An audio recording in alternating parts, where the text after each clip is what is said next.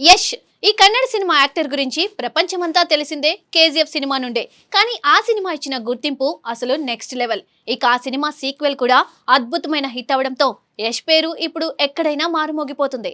ప్రస్తుతానికి toxic cinema చేస్తున్న ప్రేక్షకులు మాత్రం కేజీఎఫ్ 3 మీద చాలా ఆశలు పెట్టుకున్నారు. అలాగే యష్ ఇప్పుడు మన రావణుడు కూడా, మర్చిపోకండి.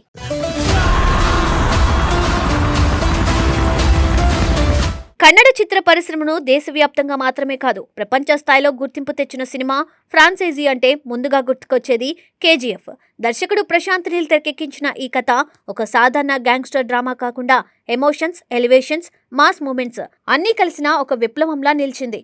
ముఖ్యంగా హీరో యష్ చేసిన రాఖీభాయ్ పాత్ర ప్రేక్షకుల మనసుల్లో చెరగని ముద్ర వేసింది. ఈ పాత్రతో యష్ కేవలం స్టార్ మాత్రమే కాకుండా గ్లోబల్ లెవెల్లో గుర్తింపు పొందిన నటుడిగా ఎదిగాడు. కేజీఎఫ్ మొదటి భాగం వచ్చినప్పుడు అది ఒక పెద్ద సర్ప్రైజ్ హిట్గా నిలిచింది. కానీ కేజీఎఫ్ చాప్టర్ 2 విడుదలయ్యాక మాత్రం అది ఒక సెన్సేషన్గా మారింది. బాక్సాఫీస్ వద్ద వేల కోట్ల వసూళ్లను సాధించి ఇండియన్ సినిమాకే కొత్త దిశను చూపించింది. ఈ 2 భాగాల తర్వాత సహజంగానే అభిమానులందరి దృష్టి కేజీఎఫ్ 3 పై పడింది. రాఖీభాయ్ మళ్ళీ ఎప్పుడు వస్తాడు అనే ప్రశ్న ప్రతి ఫ్యాన్ మనసులో ఉంది. గత 2 సంవత్సరాలుగా ఈ ప్రశ్నకు సమాధానం కోసం అభిమానులు ఎంతో ఆసక్తిగా ఎదురుచూస్తున్నారు.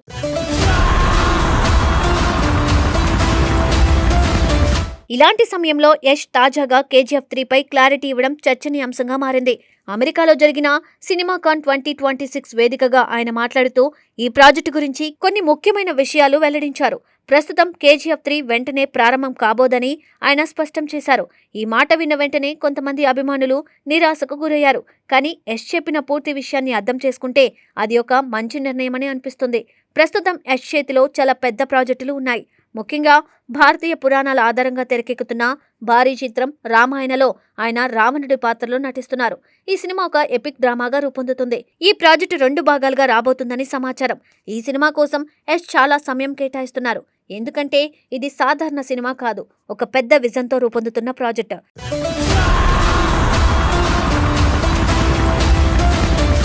ఇక మరోవైపు ఆయన టాక్సిక్ అనే పీరియాడికల్ యాక్షన్ డ్రామాలో కూడా నటిస్తున్నారు. ఈ చిత్రానికి గీతూ మోహన్ దాస్ దర్శకత్వం వహిస్తున్నారు. ప్రస్తుతం ఈ సినిమా షూటింగ్ కూడా వేగంగా సాగుతుంది.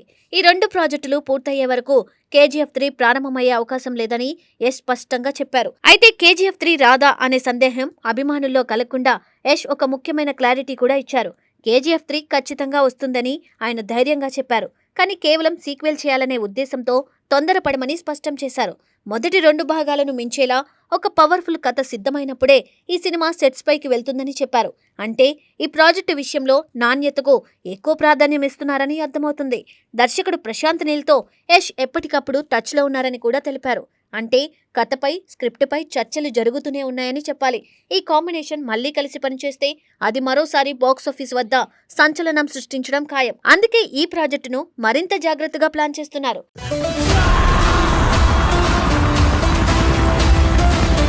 ఇక టాక్సిక్ సినిమా గురించి యష్ చెప్పిన విషయాలు కూడా ఆసక్తికరంగా ఉన్నాయి.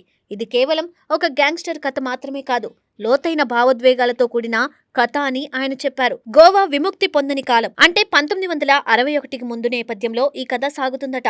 ఒక తండ్రి కొడుకుల మధ్య ఉన్న బంధం, ప్రేమ, ప్రతీకారం చుట్టూ ఈ కథ తిరుగుతుందని సమాచారం. ఇందులో అధికారం, రాజకీయాలు, అత్యాశ వంటి అంశాలు కూడా ఉంటాయని యష్ తెలిపారు. ఇలా చూస్తే యష్ ప్రస్తుతం చేస్తున్న ప్రతి ప్రాజెక్టు కూడా చాలా ప్రత్యేకంగా కనిపిస్తుంది. ప్రతి సినిమా ఒక కొత్త అనుభూతిని ప్రేక్షకులకు అందించాలనే లక్ష్యంతో ఆయన ముందుకు వెళ్తున్నారు. అందుకే కేజీఎఫ్ 3ని కూడా అదే స్థాయిలో లేదా అంతకంటే ఎక్కువ స్థాయిలో తీసుకురావాలనే ఆలోచనతో సమయం తీసుకుంటున్నారు.